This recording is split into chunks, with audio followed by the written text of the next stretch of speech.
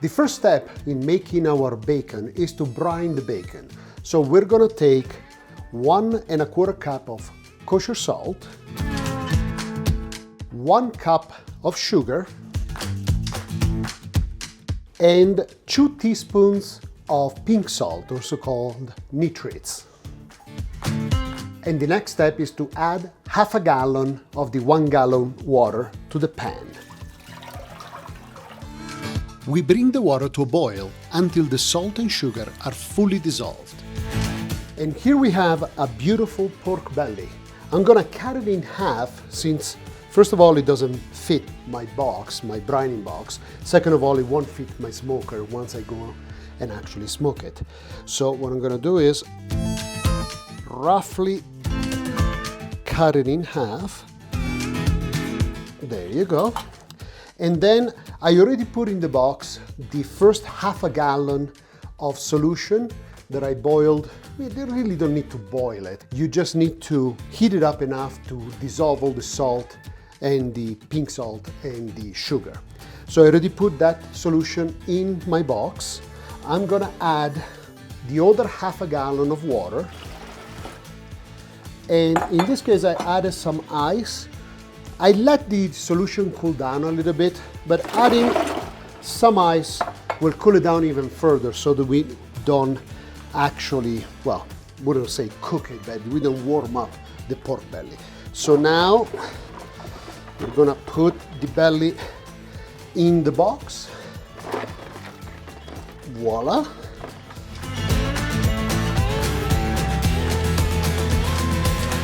And it needs to be submerged. Actually, I like to put it fat up.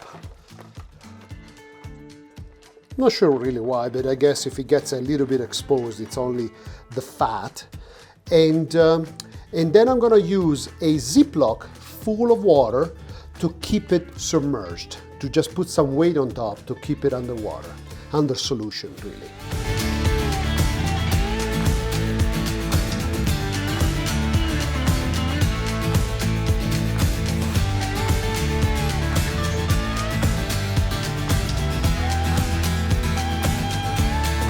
As you can see, the Ziploc bag pushed the belly under the brine. What I'm gonna do now is cover the box, put it in the refrigerator for about 7 to 10 days. I usually go 7 to 8 days. Since we have a weight on top, we really don't need to turn the belly every other day or every day. But you know, every day I would say open up the box, take a look at it just to make sure that nothing happened and the belly is still under the brine. After 7 to 10 days in the brining solution in the fridge, we're taking the pork belly out. We're gonna rinse it, pat it dry with paper towels, and then we're gonna put it back into the refrigerator for another 1 or 2 days. Today I took my pork belly out, as you can see, and what I like to do is actually putting some cracked pepper on top. So I have some cracked pepper right here, but you know, the easiest way if you don't have cracked pepper to actually crack some pepper is doing it this way, like I'm just doing. Put the whole peppercorn in a Ziploc bag, get your mallet out, get your frustrations out.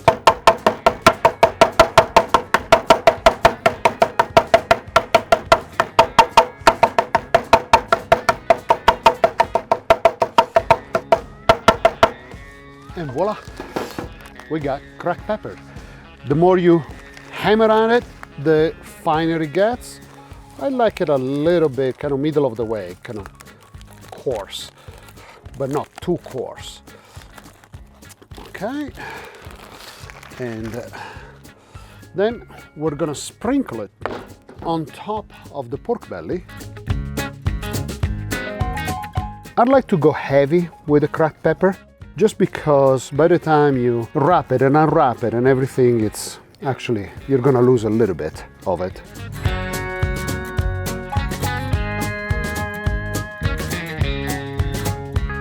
Perfect. And then what I'd like to do is actually press it down into the meat.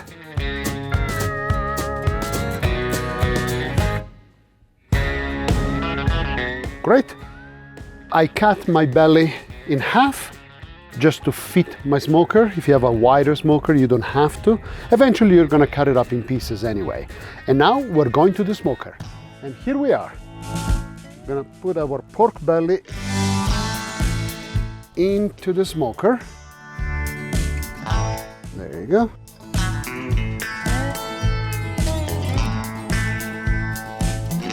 And two. And I've got two other pork bellies that are going on the bottom. What I have here, it's actually my trusty Thermopen probes. What these are, they're basically thermometers. What I'm doing is put it in the middle. We're not cooking the pork belly, we're just smoking it, but I want to keep an eye on the temperature anyway. Voila. And now the two other pork bellies.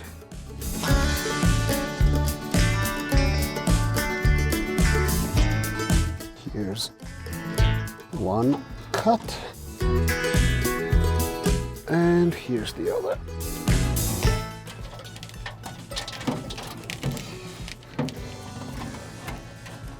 I'm actually repositioning this. There you go. That way we got a little more room.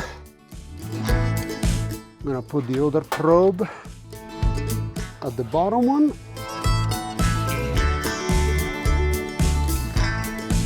Voila. And I have this little clip because I have the fourth probe, and this one I'm gonna use it to measure the air temperature inside the chamber so that I know not to go too high with the temperature of the chamber. Again, the goal here is to smoke the pork belly, not to cook it. Now, I'm gonna grab all my wires, closing up. What we have at the bottom here are wood chips right inside that little box. I'm gonna crank up the gas now, and voila, off we go for the long smoking session. As you can see here, I have all my temperatures, top, to the bottom, and the air chamber. As you can see, the air chamber temperature is rising now. And we want to keep the air temperature in the chamber at about below 200. I usually try to go about 190 or so, 190 to 200. This is old smoke. This is new smoke.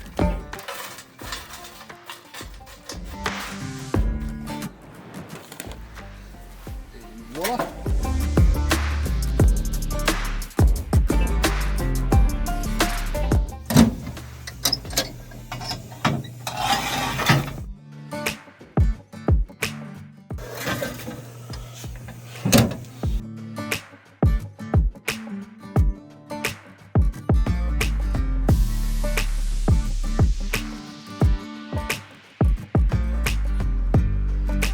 Tonight, what you're gonna do is you're gonna grab your pork belly, wrap it tightly, don't cut it yet. You wrap it tightly in saran wrap and put it in the fridge.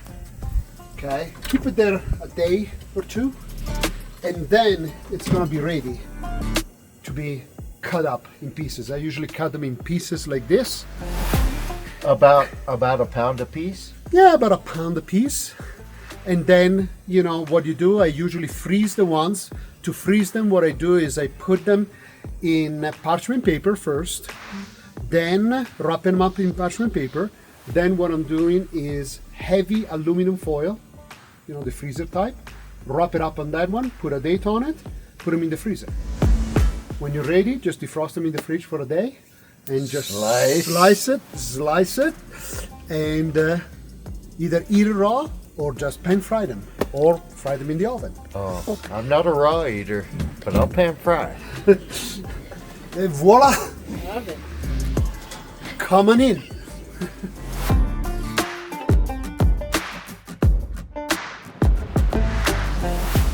after about 4 to 6 hours, our bacon is ready. Voila! Let's take it out of the smoker. Try not to drop the pieces. Oh, this smell is fantastic.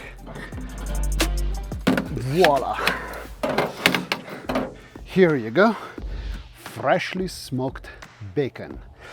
What I'm gonna do now is triple wrap them with saran wrap, very tightly, and put them in the fridge for about 1 to 2 days. Then we're gonna cut them up in pieces and prepare them for the freezer and to actually eat them. It's been 2 days since we wrapped up our pork belly, or rather bacon by now, into several layers of saran wrap, plastic film, and kept them in the refrigerator. So now it's time to slice it up and, well, eventually enjoy it. So I'm gonna cut off all of this plastic sheeting. There you go. Ah, beautiful. And I'm gonna start, the way I like to cut it is just in chunks, give or take like this wide. And then we're gonna wrap it up and put it in the freezer, whatever we're not gonna use, of course. So first of all, let's start cutting one nice chunk here. Oh yeah, look at this. I mean, oh, this smell is fantastic. So we're gonna keep this one for tasting purposes. And here is roughly what I like to cut.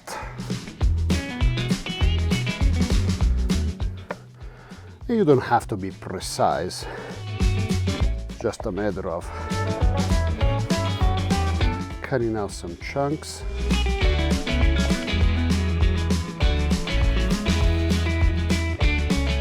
And you may want to maybe do some that are smaller than others, for those times where you just want to have a few slices, and some that are bigger when you expect to basically having to use more bacon. Now, to wrap it up, the way I like to do it is this. Getting some parchment paper,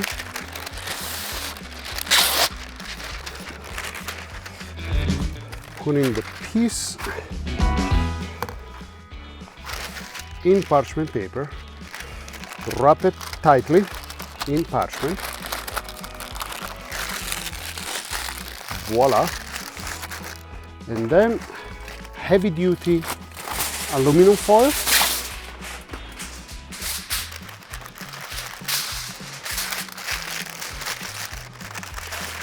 And wrap tightly with this one as well.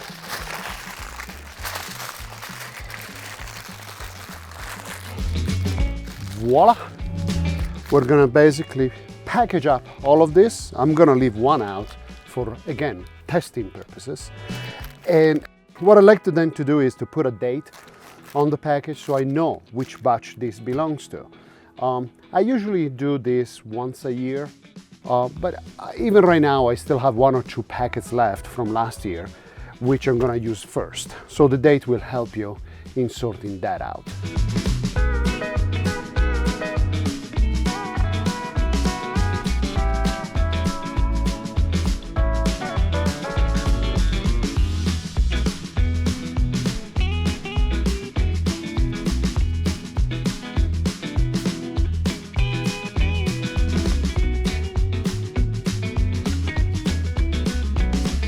And we got a nice pile of the first section of our pork belly, and now we move on to the second one.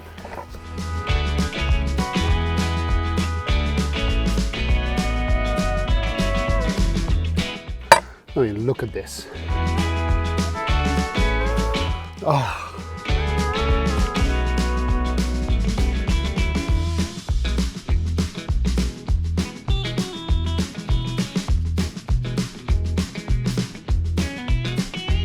Here's another one. Ah, I can't resist. This smell is out of this world.